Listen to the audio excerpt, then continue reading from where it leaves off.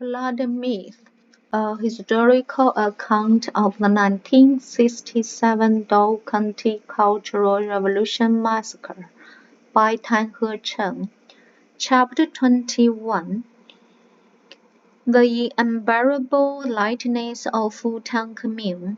On August 19, 1967, Ding Tianzhi, the young, ambitious head of Futang Commune, returned from a district war preparedness meeting with a heavy heart. The political climate was chaotic. Many of the commune's senior officials had been sidelined or had withdrawn from their duties. As the highest-ranking active official left, Ding felt an immense burden of responsibility. He was no stranger to political movements. He had built his career by navigating campaigns like the anti-rightist movement, floor cleanups, and countless ideological purges. But nothing had prepared him for the Cultural Revolution's unpredictability.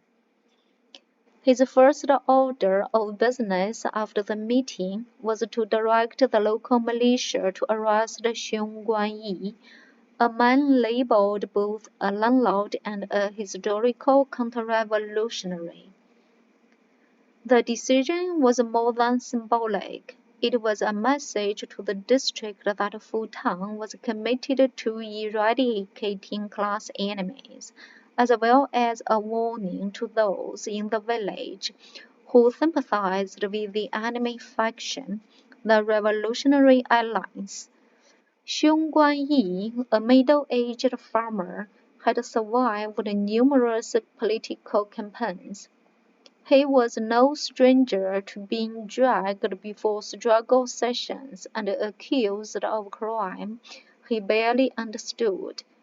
When the militia came for him, he assumed it was just another round of interrogations and public humiliation. He had no idea that this time he would not return home. A commune caught in the whirlwind.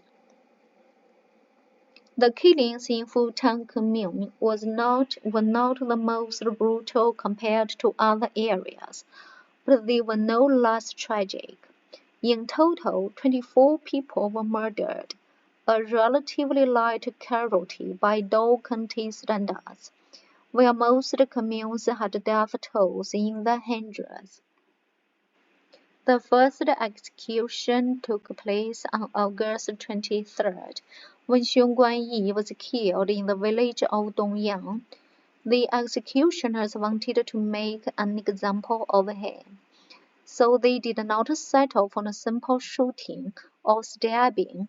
Instead, they tied him up, strapped explosives to his body, and blew him apart, a method later known as riding the dirt airplane. His execution set a gruesome precedent, and in the days that followed, more executions followed across the commune. One of the most shocking murders was that of Liang Xianlian, a 90-year-old girl. She was infamous in the village, but not for political reasons. She was a beauty, with delicate features, bright eyes, and elegant demeanor. She had once been considered for Nasbaut in the county's opera troupe, but her family background, being the daughter of a landlord, meant she was politically untouchable. The revolution had left her stranded in an impossible position. She was too proud to marry into a poor family, but too stigmatized for anyone of status to consider her. In another time, she might have lived an ordinary life, but in 1967, her fate was sealed. Authorities accused Liang Xianlian of secretly supporting the Revolutionary Alliance and smuggling messages between villages. These allegations were flimsy at best. When survivors of the movement were later questioned, not a single Revolutionary Alliance leader could confirm that she had ever been involved in their activities, but her beauty made her a target, and so did her defiance. Before she was executed on August 26, she was gang raped by local militiamen. The young men who had lusted after her but could never approach her in normal times now saw their opportunity. They convinced themselves that they were exacting revolutionary justice, but in reality it was an act of pure sadism. When they finally killed her, they tied her up with explosives and blew her to pieces, just as they had done with Xiong Guanyi. Her brother Liang Xianlang was executed soon after on October 4th, followed by his young wife Zhou Pingzhu on September 10th. Before being killed, Zhou Pingzhu was also raped. Some said it was to ensure she did not survive to bear witness. Others claimed it was simply cruelty for its own sake. By the end of the killings, the entire Liang family had been wiped out, leaving behind only a 46-year-old widow and her 3-year-old grandson, Liang Yueming. The tragedy at Wuxing Village. Futang Commmune's Wuxing Village, formerly known as Wuhou Village, was a place steeped in history. Its name came from the Wuhou Temple, built centuries ago to honor local deities. The temple had stood the test of time, but during the Cultural Revolution, the very people its founders had hoped to protect were led to slaughter. Wuxing Village saw 4 executions during the purge. One of the most tragic was the murder of 16-year-old Zhou Deji and 25-year-old Hu Rongquan, both condemned simply for being the children of landlords. The third victim, He Qingming, a 53-year-old middle-class farmer, was executed purely out of personal revenge. His accuser, a local official, had once been criticized by him in an earlier political campaign. The deadliest killings in Lijiayuan village.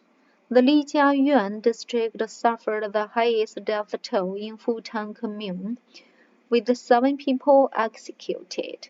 The most disturbing case was that of Wei Zhengfu and his wife Tang Yuan'e, a couple in their 50s who were accused of being landlords.